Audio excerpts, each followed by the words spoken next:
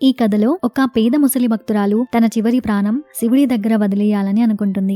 మరి అది జరుగుతుందా? తన కొడుకు ఆమె కోరినట్లుగా కాశీకి తీసుకువెళ్తాడా లేదా మధ్యలో వదిలేస్తాడా అనే ఇంట్రెస్టింగ్ కథను, అలాగే ఒక దొంగగా ఉన్న మల్లా అనే వ్యక్తి కథ గురించి ఈ వీడియోలో మనం కంప్లీట్ గా తెలుసుకుందాం. ఇక కథలోకి వెళ్తే ఇది సుమారు 300 సంవత్సరాల క్రితం జరిగిన కథ. ఈ కథ కర్ణాటకలోని దక్షిణ ప్రాంతంలో ఒక భక్తుడు ఉంటాడు. అతని తల్లి వృద్ధాప్యం కారణంగా తన చివరి కోరికను తన కొడుకుతో ఇలా చెప్తుంది. బాబు, నేను కాశీకి వెళ్లి విశ్వనాథుడి సన్నిధిలో శివుడి ఒడిలో ప్రాణాలు వదలాలని ఆమె కోరికను చెప్తుంది. ఆమె జీవితంలో ఎప్పుడూ ఏది అడగలేదు, కానీ ఈ ఒక్క కోరికను మాత్రం చెప్తుంది. తన కొడుకు కూడా గొప్ప శివభక్తుడు. అలా అతను తన తల్లి కోరికను ఎలాగైనా తీర్చాలని అనుకుని తన వృద్ధురాలైన తల్లిని తీసుకుని దక్షిణ కర్ణాటక నుండి కాశీకి అడవుల గుండా నడక ప్రారంభిస్తాడు. అది చాలా దూరం ఉంటుంది. తల్లి వృద్ధురాలు కావడంతో ఆమె త్వరగా అనారోగ్యానికి గురవుతుంది. అప్పుడు కొడుకు ఆమెను తన భుజాలపై మోసుకొని వెళ్తూ ఉంటాడు. ఈ ప్రయాణంలో అతనికి శక్తి పూర్తిగా తగ్గిపోతుంది. కానీ అతను ముందుకు సాగడానికి ఒకే ఒక్క మార్గం, అదేంటంటే శివుడిని ప్రార్థించడం. అలాగే అతను ఇలా ప్రార్థిస్తాడు.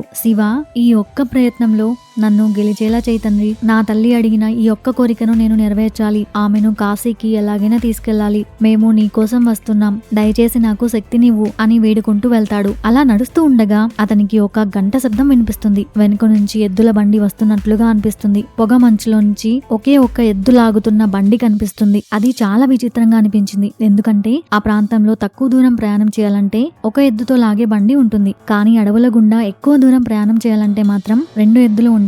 కానీ అతను అప్పటికే బాగా అలసిపోయి ఉంటాడు కాబట్టి ఈ విషయాల గురించి పట్టించుకోలేదు. అలా బండి దగ్గరికి రాగానే దానిని నడుపుతున్న వ్యక్తి ముఖం సరిగ్గా కనిపించలేదు. అతను ఒక దుప్పటి కప్పుకొని ఉంటాడు. పైగా పొగమంచు వల్ల ముఖం అనేది కనిపించకుండా ఉంటుంది. ఇక అతను ఆ బండిని చూసి ఆ బండిలో ఉన్న వ్యక్తితో ఇలా అడుగుతాడు. దయచేసి నా తల్లికి ఒంట్లో బాగలేదు, మేము కూడా మీ ఖాళీ బండిలో ఎక్కవచ్చా అని అడుగుతాడు. కానీ బండి నడుపుతున్న వ్యక్తి ఏమీ మాట్లాడకుండా తల మాత్రం ఊపుతాడు. అలా ఇద్దరు బండికి ప్రయాణిస్తూ ఉంటారు. కొంత సమయం తర్వాత ఆ వ్యక్తికి ఒక విషయం అర్థమవుతుంది. అడవిలో రోడ్డుకు కూడా బండి ప్రయాణం చాలా సులభంగా వెళ్తుంది. ఇది చాలా ఆశ్చర్యంగా ఉంది అని అనుకుని అతను కిందికి చూస్తాడు. బండి చక్రాలు తిరగకుండా ఉంటాయి, కానీ బండి మాత్రం కదులుతోంది. అప్పుడు అతను ఎద్దు వైపు చూస్తాడు. ఎద్దు కూడా కూర్చొని ఉంటుంది, కానీ బండి మాత్రం ముందుకు వెళ్తూనే ఉంటుంది. ఆ తర్వాత అతను బండి నడుపుతున్న వ్యక్తి వైపు చూస్తాడు. కేవలం దుప్పటి మాత్రమే కనిపిస్తుంది. అక్కడ మనిషి ఉండడు. అప్పుడు అతను తన తల్లి వైపు చూసి, అమ్మా, మనం వెంటనే ఈ బండి నుండి దిగి కాశీకి వెళ్దామని చెప్పగా అప్పుడు తన తల్లి ఇలా అంటుంది. ఓ మూర్ఖుడా, మనం ఇప్పటికే అక్కడ ఉన్నాం. ఇంకెక్కడికి వెళ్లాల్సిన అవసరం లేదు. ఇదే ఆ ప్రదేశం, నన్ను వెళ్ళనీవు అని చెప్పి అక్కడే ప్రాణాలు వదిలేస్తుంది. ఆ వెంటనే ఎద్దు, బండి నడుపుతున్న వ్యక్తి అందరూ మాయమైపోతారు. ఇక అతనికి అర్థమవుతుంది ఇదంతా ఆ శివయ్య లీలా అని. ఇక ఆ వ్యక్తి తన గ్రామానికి తిరిగి వస్తాడు. అది చూసి అక్కడి గ్రామస్తులందరూ ఇలా అనుకుంటారు. వీడు ఇంత త్వరగా తిరిగి వచ్చాడు, ఎక్కడో తల్లిని వదిలేసి ఉంటాడు, ఆమెను కాశీకి తీసుకువెళ్లి ఉండడు అని అందరూ అనుకుంటూ ఇలా అడుగుతారు. నీ తల్లిని ఎక్కడ వదిలేసి వచ్చావు అని అడుగుతారు. అప్పుడు అతను, లేదు, మేము వెళ్లాల్సిన అవసరం రాలేదు, ఆ పరమేశ్వరుడే మా కోసం వచ్చాడు అని చెప్తాడు. వారు అతను చెప్పిన మాటలు ఏమాత్రం నమ్మకుండా అది అబద్ధమని వాదిస్తూ ఉంటారు. కానీ అతను మాత్రం, నేను చెప్పేది నిజం,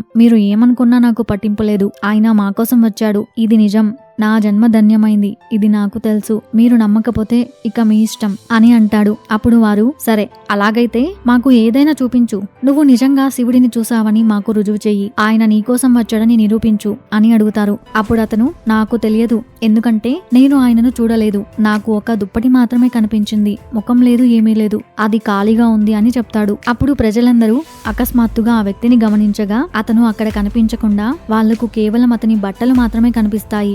అలా అతను దక్షిణ భారతదేశంలో శివనామాన్ని జపిస్తూ ఒక గొప్ప ఋషిగా మారతాడు. ఇక అతను ఎక్కడికి వెళ్లినా ప్రజలు అతడిని కాలి ముఖం గల గొప్ప వ్యక్తిగా గుర్తిస్తారు. అలాగే మరొక కథ తెలుసుకుందాం. ఇది ఒక దొంగగా ఉన్న మల్లా అనే వ్యక్తి శివభక్తుడిగా ఎలా మారాడు, అక్కడి ప్రజలే అతనికి ఇష్టంగా డబ్బులు ఎందుకు ఇస్తారు అనే కథను ఇప్పుడు తెలుసుకుందాం. ఇది మైసూర్కు సుమారు 16 కిలోమీటర్ల దూరంలో ఇప్పుడు చాలా ప్రసిద్ధి చెందిన నంజన్గూడకు దగ్గరలో జరిగిన కథ.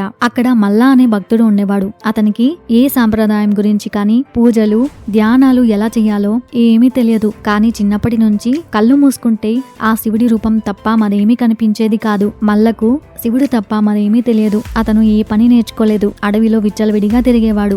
దారిలో వెళ్లే వారిని ఆపి వాళ్ళ దగ్గర నుండి తనకు కావాల్సింది తీసుకోవడం తప్పు అని అతనికి అనిపించేది కాదు. అలా అతను అదే పని చేస్తూ ఉంటాడు. దానివల్ల ప్రజలు అతన్ని దొంగ అని పిలవడం మొదలు పెడతారు. అతను దారిలో వెళ్లే వారికి ఒక సాధారణ దొంగగా మారిపోయాడు. అతను దొంగతనం చేసే ప్రదేశానికి ప్రదేశానికి కల్లనమూలై అని పేరు కూడా వచ్చింది. అంటే దొంగల మూల అని అర్థం. మొదట్లో ప్రజలు అతన్ని తిట్టుకున్నారు. కానీ ఒక సంవత్సరం తర్వాత అతను ప్రజల నుంచి సేకరించిన ప్రతి పైసాను మహాశివరాత్రి ఉత్సవాలకు ఖర్చు చేసి పెద్ద ఉత్సవంగా చేసేవాడు. అలా కొన్ని సంవత్సరాల తర్వాత ప్రజలు అతన్ని ఒక గొప్ప భక్తుడిగా గుర్తిస్తాడు. అప్పుడు ప్రజలే అతనికి ఇష్టంగా డబ్బు ఇవ్వడం మొదలు పెడతారు. ఎవరైనా ఇవ్వకపోతే అతను వాళ్ళని ఒప్పించి మరీ తీసుకుంటాడు. అలా కొన్ని సంవత్సరాల తర్వాత ఇద్దరు యోగులు ఆ దారిలో వస్తూ ఉంటారు. అతను ఒక దొంగ అయినప్పటికీ గొప్ప భక్తుడు అయిన ఈ మల్లను చూసి వారు ఇలా అంటారు, నీ భక్తి చాలా గొప్పది, కానీ నీ పద్ధతులు ప్రజలను ఇబ్బంది పెడుతున్నాయి అని మల్లతో చెప్తారు. అప్పుడు మల్ల ఇలా సమాధానమిస్తాడు, నేను ఇదంతా శివుడి కోసమే చేస్తున్నాను, ఇందులో ఏ సమస్య ఉంది అని అడుగుతాడు. తన అమాయకమైన మాటలు విని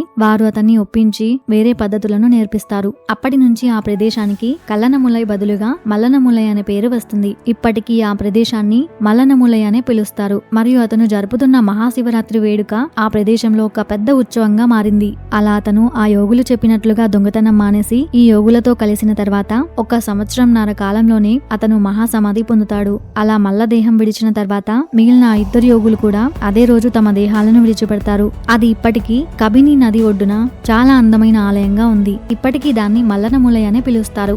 ఇది ఈ గొప్ప భక్తుడి కథ ఎలా ఉందో కమెంట్ చేయండి. అలాగే ఇలాంటి కథలు, మొరల్ స్టోరీస్ కూడా ఛానల్లో ఉన్నాయి. ఒకసారి అవి కూడా చూసి ఛానల్ ని ఇంకా ఎవరైనా సబ్స్క్రైబ్ చేయకపోతే ఇప్పుడే సబ్స్క్రైబ్ చేసి ఫాలో అవ్వండి. Thank you for watching.